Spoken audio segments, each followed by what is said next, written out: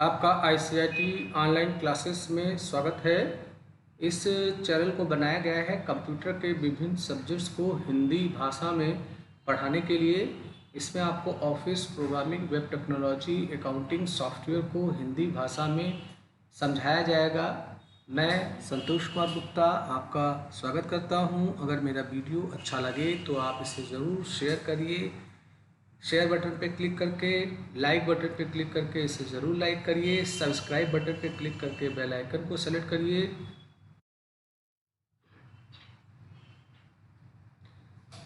इससे कोई नया वीडियो में बनाऊंगा तो उसका अलर्ट आपको तुरंत मिल जाया करेगा। तो दोस्तों चलिए मैं आज का क्लास स्टार्ट करता हूं। तो जैसा हम लोग पाइथन के ट्यूटोरियल को पढ़ रहे थे, तो हम लोगों ने पाइथन का 2 पार्ट यानी 2 सेशन कंप्लीट किया है। पहले वाले पार्ट में मैंने पाइथन का इंट्रोडक्शन, उसके फीचर्स, उसके एप्लीकेशन, इन्वायरमेंट, सेटअप के बारे में बताया था। दूसरे वाले पार्ट में हम लोगों ने पाइथन के टोकन्स को पढ़ा था, जिसमें variable, data type, keywords, operators, comments वगैरह के बारे में देखे थे। कुछ छोटे छोटे 2-4 प्रोग्राम बना के भी हम लोगों ने रन किए थे। आज हम लोग अपने पाइथन के तीसरे पार्ट में इफ़ एल्स स्टेटमेंट के बारे में जानेंगे। तो आपको पहले से पता है कि किसी भी प्रोग्रामिंग लैंग्वेज में हम लोग काम करते हैं तो हर प्रोग्रामिंग लैंग्वेज में आपको कंडीशनल स्टेटमेंट मिलते हैं डिसीजन मेकिंग के लिए। तो आज का जो हमारा क्लास होगा वो पूरा का पूरा इफ़ एल्स स्टेटमेंट के ऊपर ही होगा। तो हमारा जो इफ़ एल्स स्टेटमेंट है इसे हम लोग डिसीजन मेकिंग के नाम से भी जानते हैं, और इस स्टेटमेंट का हम लोग प्रयोग करते हैं स्पेशली अपने प्रोग्राम में। अगर हमें कोई कंडीशन लगाना हो, अपने प्रोग्राम के किसी हिस्से को एक कंडीशन के तहत एग्जीक्यूट कराना हो, तो इसलिए हम लोग इफ़ एल्स स्टेटमेंट का प्रयोग करते हैं। होता क्या है कि जब आप कोई प्रोग्राम लिखते हैं तो आपका प्रोग्राम ऊपर से लेके नीचे तक, माने टॉप से बॉटम 1 बाय 1 एग्जीक्यूट होता है। पर अगर आप चाहते हैं कि हमारे प्रोग्राम का कोई एक स्टेटमेंट या एक से अधिक स्टेटमेंट किसी एक विशेष परिस्थिति में एग्जीक्यूट हो, तो उसके लिए आपको डिसीजन मेकिंग यानी इफ़ स्टेटमेंट का प्रयोग करना होता है। तो डिसीजन मेकिंग जो होता है ये बहुत ही इम्पॉर्टेंट पार्ट होता है किसी भी प्रोग्रामिंग लैंग्वेज के लिए। इसके नाम से जैसे आप जान पा रहे होंगे, इससे आप कोई निर्णय लेने का काम कर सकते हैं। आप किसी एक विशेष ब्लॉक के लिए एक कंडीशन लगा सकते हैं। आपके पाइथन में डिसीजन मेकिंग के लिए आपको 4 प्रकार के स्टेटमेंट्स मिलते हैं। इनमें आपका एक जो होगा वो कहलाता है इफ़ स्टेटमेंट, एक जो होता है आपका इफ़ एल्स कहलाता है, और एक जो होता है आपका नेस्टेड इफ़ कहलाता है।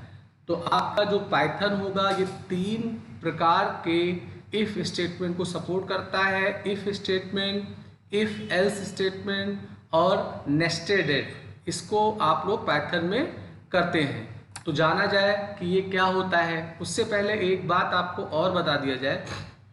हमारा जो पाइथन होता है इसमें हम लोग जब कोई डिसीजन मेकिंग या लूप के लिए कोई स्टेटमेंट लगाते हैं, तो उस लूप या डिसीजन मेकिंग के अंतर्गत एक स्टेटमेंट भी हो सकते हैं या एक से अधिक स्टेटमेंट भी हो सकते हैं। तो अभी आपने देखा था C++ या जावा में हमें ब्रेस मिलता था। तो हम आप जब ओपन करते थे ब्रेस को और ब्रेस को क्लोज करते थे तो वो एक ब्लॉक बनाता था, उसमें जो भी स्टेटमेंट होते थे वो उस ब्लॉक के अंतर्गत आता था। हमारा पाइथन जो है वो ब्रेस को सपोर्ट नहीं करता है। यहाँ पर आपको ब्लॉक बनाने के लिए एक विशेष प्रकार का चिन्ह मिलेगा जिसे कॉलन का निशान बोलेंगे। ये इंडेंटेशन के नाम से जाना जाएगा। तो जब आप इफ लगाएंगे, एल्स लगाएंगे, लूप से रिलेटेड स्टेटमेंट लगाएंगे, तो उसके ब्लॉक के अंदर जो कोड आपको एग्जीक्यूट कराना होगा वो आपको इस इंडेंट के अंदर रखना होगा। तो आपके आसानी के लिए, एक सिंप्लिसिटी के लिए पाइथन जो है वो पैरेंथेसिस जो आप लगाते थे ब्लॉक बनाने के लिए, ब्रेस जिसे बोलते थे, उसकी अनुमति नहीं देता है। इसके स्थान पे ब्लॉक बनाने के लिए वो आपको इंडेंटेशन की अनुमति देता है। अगर आपके 2 स्टेटमेंट्स जो हैं वो एक ही लेबल स्तर के इंडेंटेशन में होंगे तो वो उसी ही ब्लॉक के हिस्से रहेंगे। तो आगे आप अभी देखेंगे कि इस इंडेंटेशन का हम लोग प्रयोग कैसे करते हैं। इंडेंटेशन जो होता है ये आपके पाइथन के लिए बहुत ही इम्पॉर्टेंट होता है। इसे आप तब यूज करते हैं जब आपको कोड का ब्लॉक बनाना होता है, तो ऐसे स्थिति में हम लोग इंडेंटेशन का प्रयोग करते हैं। अब हम लोग जाने कि इफ स्टेटमेंट क्या होता है। तो इफ स्टेटमेंट का प्रयोग ये होता है कि इसके जरिए आप एक कंडीशन लगाते हैं और उस कंडीशन को आपका पाइथन मूल्यांकित करता है। अगर कंडीशन ट्रू हुआ तो आपके इफ ब्लॉक में जो भी स्टेटमेंट होंगे उन्हें वो एग्जीक्यूट करता है। इफ स्टेटमेंट का फॉल्स ब्लॉक नहीं होता है। हमें जितने भी डिसीजन लेने होते हैं उनके लिए हमें इंडिविजुअल इफ स्टेटमेंट को लगाना होता है। इफ स्टेटमेंट का सिंटेक्स जो होता है, आपको इफ लिखना होता है, आपको एक एक्सप्रेशन लिखना होता है। ये एक्सप्रेशन जो होगा ये लॉजिकल फॉर्म में होगा, चूंकि इसका जो आंसर आएगा या तो ट्रू आएगा या फॉल्स आएगा उसी के बिहाफ पे इफ निर्णय लेता है। इफ के साथ ये दो कॉलन जो है ये इंडेंट का काम कर रहा है, तो इस इंडेंट के अंतर्गत जितने भी स्टेटमेंट आप लिखेंगे वो इस इफ के ब्लॉक में होगा। तो जब आप इफ स्टेटमेंट लिख के एक्सप्रेशन लिखने के बाद एक कॉलन का निशान लगा के इंटर करते हैं तो आगे से थोड़ा स्पेस हो जाता है और जो स्टेटमेंट लिख के फिर इंटर करेंगे और इस स्पेस के एक लेबल में जितने भी स्टेटमेंट होंगे वो आपके इस इफ के ब्लॉक के अंतर्गत यूज होते हैं। तो ये हमारा इफ स्टेटमेंट है जिसे हम लोग पाइथन में यूज करते हैं। तो चलिए अभी कुछ प्रोग्राम्स हैं, इन प्रोग्राम को हम लोग लाइव पाइथन में एग्जीक्यूट करके देख लेते हैं। यहाँ फिलहाल मैं इम्प्लीमेंट करने जा रहा हूँ कि इफ स्टेटमेंट का प्रयोग हम आप पाइथन में कैसे करते हैं। तो इसके लिए एक छोटा सा प्रोग्राम है जिसे मैंने पहले से ही बना रखा है। तो अगर आप देखिए तो इस प्रोग्राम में इसका थोड़ा मैं फॉन्ट साइज बड़ा कर देता हूँ जिससे आपको ये थोड़ा सा सही दिखाई देगा। तो यहाँ अगर आप देखें तो यहाँ मैंने एक n वेरिएबल लिया है और n वेरिएबल में मैं वैल्यू एक इनपुट कर रहा हूँ। तो अगर आप देखो तो यहाँ एक इनपुट कीवर्ड का प्रयोग किया गया है। तो अगर आप पाइथन में कोई वैल्यू इनपुट कराना चाहते हैं तो उसके लिए हम लोग इनपुट एक फंक्शन है इसका हम लोग प्रयोग करते हैं और जो वैल्यू हम इनपुट करेंगे वो चूंकि इंटीजर टाइप का हो इसलिए आगे यहाँ पे इंट लिखा हुआ है। तो ये एक मेथड है कोई वैल्यू इनपुट कराने के लिए। तो सबसे पहले लाइन से क्या होगा कि आपका पाइथन आपसे एक इंटीजर वैल्यू पूछेगा। अब मैंने यहाँ पे इफ कंडीशन लगाया है और इफ कंडीशन में मैंने चेक किया है कि जो मैं n में वैल्यू इनपुट करूंगा क्या वो बड़ा या बराबर 0 के है।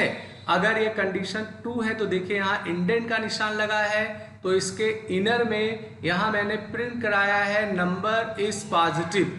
तो इससे क्या होगा कि आप जब कोई इंटीजर नंबर इनपुट करेंगे अगर वो नंबर इस कंडीशन को फॉलो करेगा मतलब ट्रू होगा तो मैसेज लिख के आएगा नंबर इज पॉजिटिव।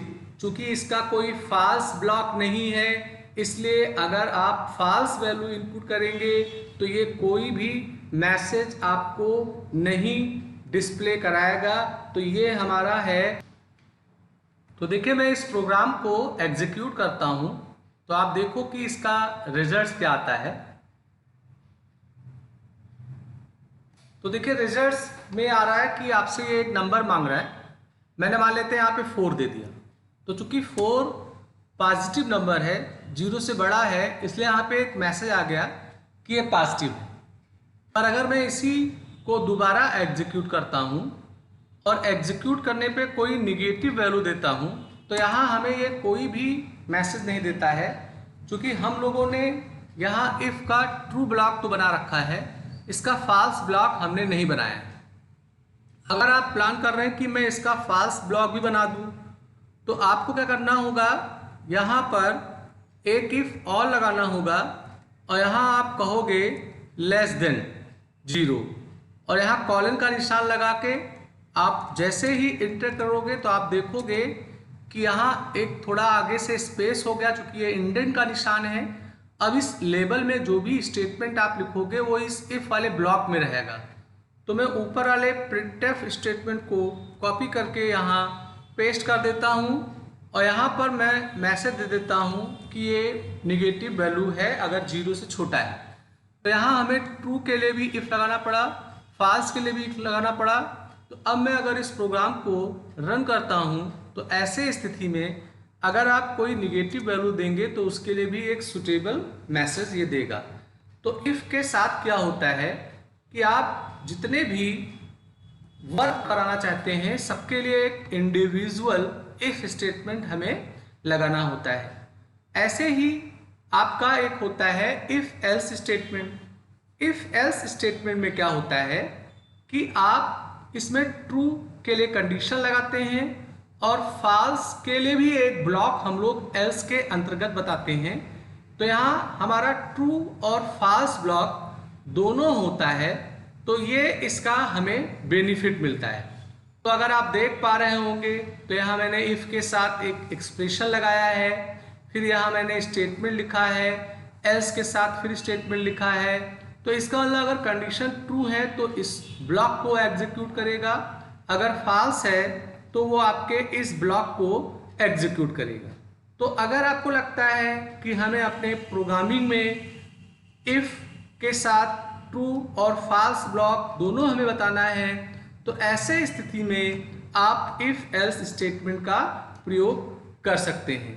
तो जैसे आप देख रहे होंगे यहाँ पर मैंने एक प्रोग्राम बनाया हुआ है।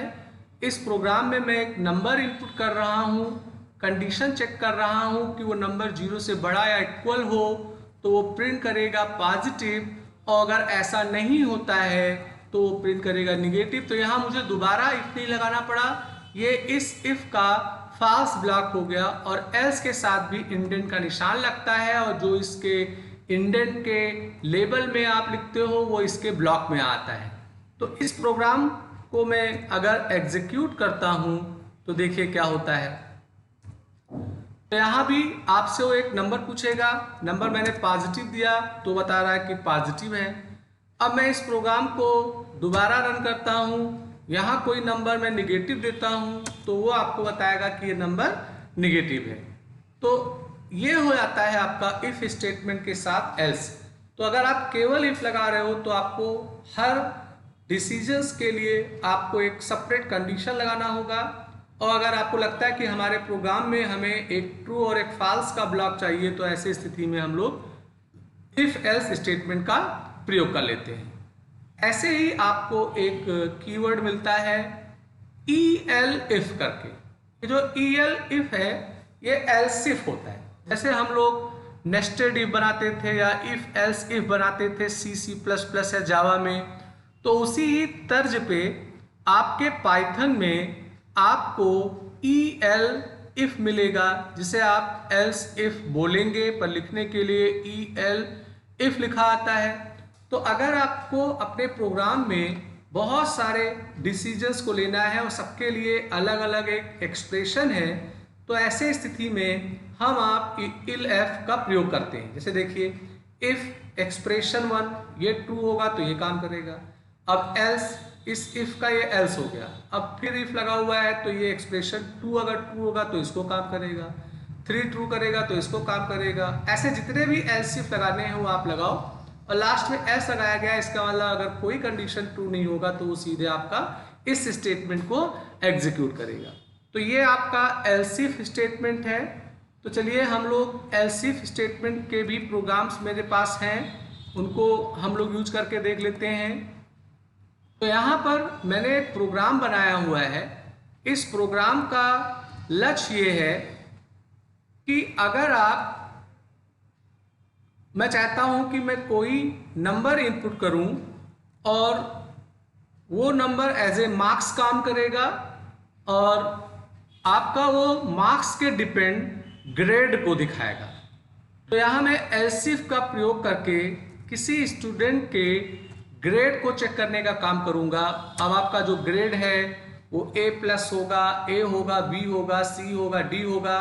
तो यहाँ मैंने एक इनपुट का काम किया है, इसमें मैं इंटर मार्क्स मांग रहा हूँ। यहाँ मैंने कंडीशन लगाया है कि अगर n की वैल्यू माने मार्क्स की वैल्यू 90 से अबव होगा तो ग्रेड A+ आएगा, एल्स इफ अगर 80 के अबव है तो ये आएगा। ऐसे करके मैंने सारे कंडीशन यहाँ लगा दिए हैं।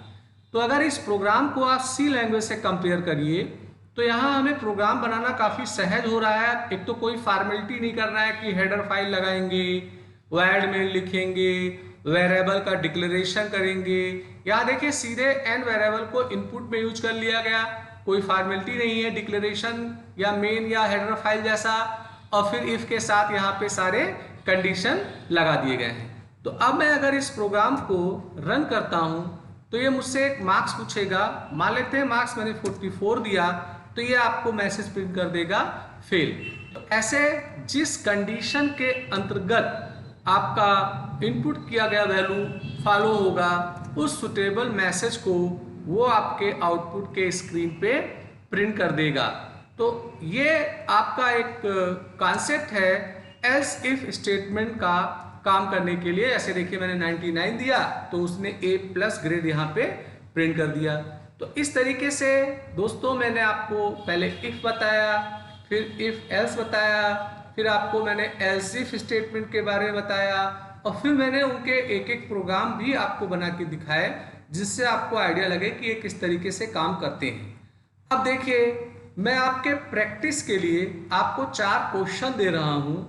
मैं चाहूँगा कि जो भी मेरे व्यूअर हैं इन क्वेश्चन को हल करें पाइथन में, और मेरे पर्सनल व्हाट्सएप नंबर पे आप इसे शेयर कर सकते हैं, या मेरा व्हाट्सएप नंबर नहीं है तो कमेंट बॉक्स में मैसेज लिख के आप मुझसे व्हाट्सएप नंबर ले सकते हैं, या कमेंट बॉक्स में ही इसके आंसर को आप सबमिट कर सकते हैं। तो पहला क्वेश्चन ये होगा कि आपको 2 नंबर इनपुट करना है, पता करना है कौन बड़ा है। अगला ये होगा कि आपको इनपुट करना है लेंथ एंड ब्रेथ। अब अगर लेंथ और ब्रेथ इक्वल है तो वो स्क्वायर प्रिंट करेगा, और अगर इक्वल नहीं है तो प्रिंट करेगा कि रेक्टेंगल है। एक दुकान है वो 5% की डिस्काउंट दे रहा है, पर डिस्काउंट तब देगा जब आपकी क्वांटिटी परचेज करने वाले सामान की मात्रा 1000 से कम होगी। तो आपको करना क्या है, केवल क्वांटिटी को इनपुट कराना है और क्वांटिटी को जांचना है कि वो 1000 से ज़्यादा है कि नहीं। अगर 1000 से ज़्यादा है तो जो भी उसका पेमेंट हो रहा है उसमें आपको 5% का रिलैक्सेशन देना होगा। ऐसे ही आपको 3 कैंडिडेट्स के एज इनपुट करने हैं और उनमें आपको पता करना है कि कौन सबसे बड़ा है, माने ओल्डेस्ट है, पहला वाला एज है कि दूसरा वाला है कि तीसरा वाला है। तो दोस्तों इस प्रोग्राम को आप बनाइएगा। तो आज मैंने आपको ये बातें सिखाई। अगर मेरा वीडियो आपको अच्छा लगे तो इसे लाइक शेयर सब्सक्राइब जरूर करिए, बेल आइकन को सेलेक्ट करिए। आज का जो क्लास था इसमें हम लोगों ने डिसीजन मेकिंग के संबंधित चीज़ों को सीखा। आगे का जो हमारा क्लास होगा उसमें मैं आपको बताऊंगा लूप के बारे में कि पाइथन में हम लोग लूप को कैसे यूज करते हैं। Thank you.